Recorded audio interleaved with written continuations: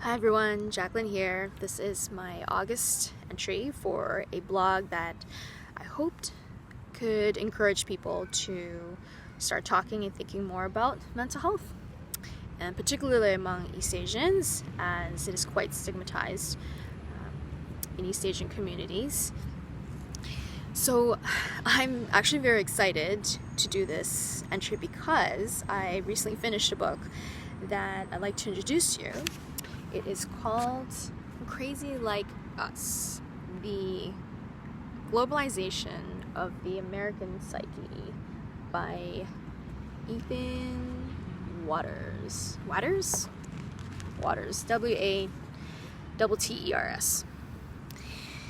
The gist of the book is that Western ideas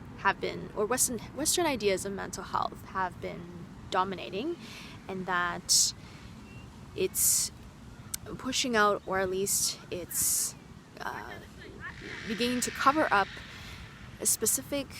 culturally specific symptoms of mental health. And this is something we need to be wary about, because covering up those culturally specific symptoms could make it harder for us to address mental health issues. So I'll read a few pieces or excerpts from this book just to give you an idea of what I'm talking about.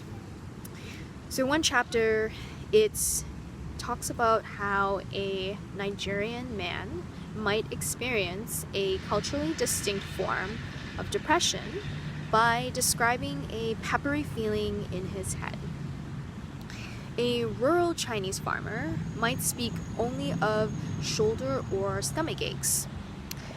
A man in India might talk of a sinking heart or feeling hot. A Korean might tell you of fire illness, which is experienced as a burning in the gut.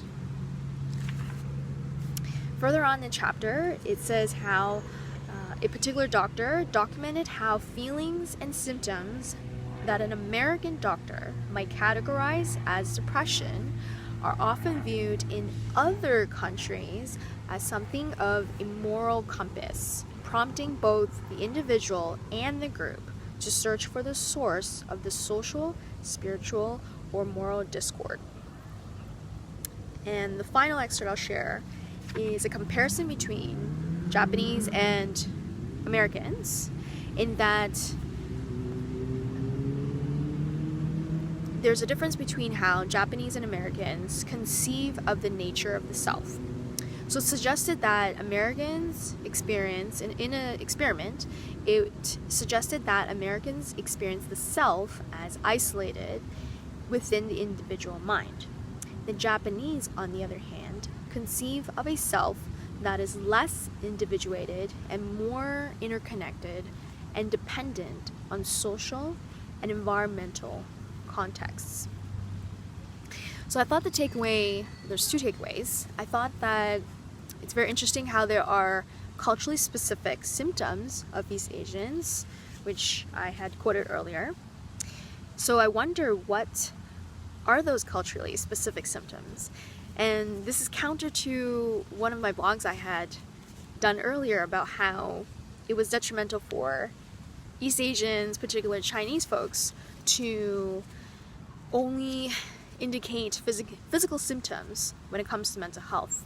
But this book is arguing that perhaps the physical symptoms is something we do address, and that we address those pieces in order to address mental health issues, which is mind-boggling for me. The second takeaway is that there are social and environmental factors that are affecting mental health, which is something I've been thinking about, and how whether it's helpful or effective that we're only addressing the mental health issue itself, or that rather we should think about it as mental health within its contexts, so the social and environmental contexts, and what are we doing to address those issues as well.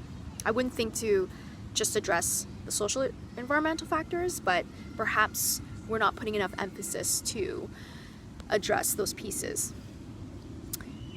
So that is something is in my mind lately, and I encourage you to provide feedback, or whether you think this is something of a possible revelation that we need to think about when it comes to mental health for non-Western cultures.